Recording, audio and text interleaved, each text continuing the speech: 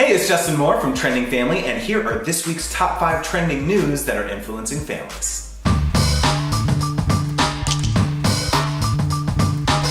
So Kidscreen had the news that Walmart is expanding its inventory of kids products by 30% in-store and 40% online under new America's Best Toy Shop branding. There's going to be new and exclusive products, there's going to be in-store events and demos, and they're also going to be featuring exclusive content from influencers on their website. They're also going to be opening a layaway service, allowing customers to, pay off their items throughout the holiday season. So, this really follows the news that JCPenney had. We talked about recently that they're going to be opening 500 new baby shops nearby a bunch of closed Toys R Us and Babies R Us. So it's really going to be interesting to see who grabs the most volume and market share this holiday season.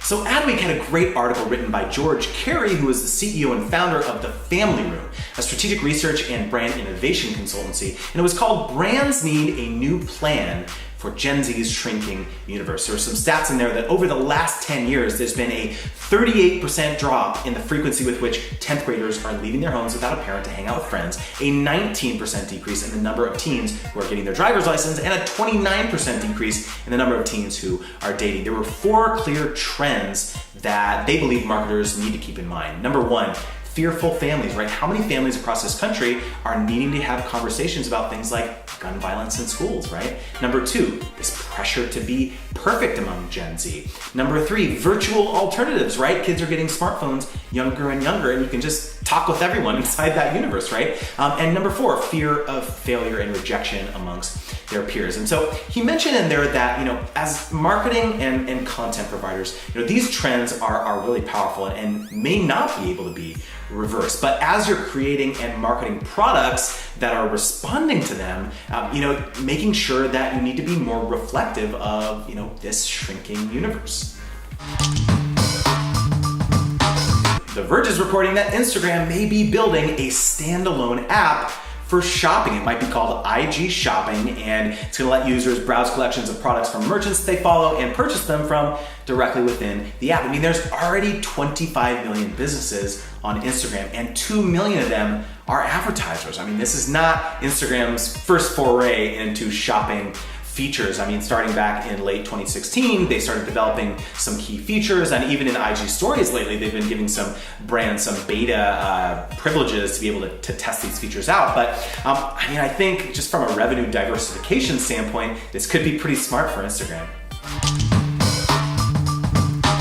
So Forbes had a great article about how boring industries are rebranding to appeal to younger generations. So things like mutual funds and mortgage and insurance and health plans. A company like Oscar Health, they've got this easy-to-use mobile and web app, houses members' personal health information, it lets you look for doctors, just all sorts of features. And Sarah Wanberg, who is SVP of Product at Oscar Health, said that it's the ease and convenience that people across all ages want, but that the younger generations have really come to expect. And even something like Wealthsimple, which is a popular automated investment manager, it takes less than 5 minutes to sign up and get invested in a customized portfolio. So it's very beginner friendly, which is not an adjective that a lot of people would use about the investing industry. And so I think there's just huge opportunities even for existing brands to rebrand maybe even stale subsidiaries with maybe some slick websites and service offerings.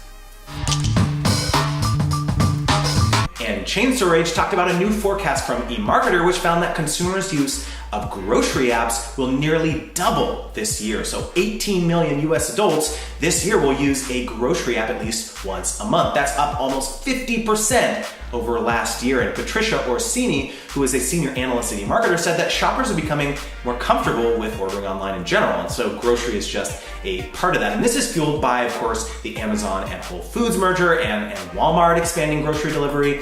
And still, food and beverage retail e-commerce sales is just about $15 billion, and that represents, about 3% of all US e-commerce sales this year. So there's still a ton of room for growth, and so it'll be interesting to see if this trend continues as competition in this space heats up.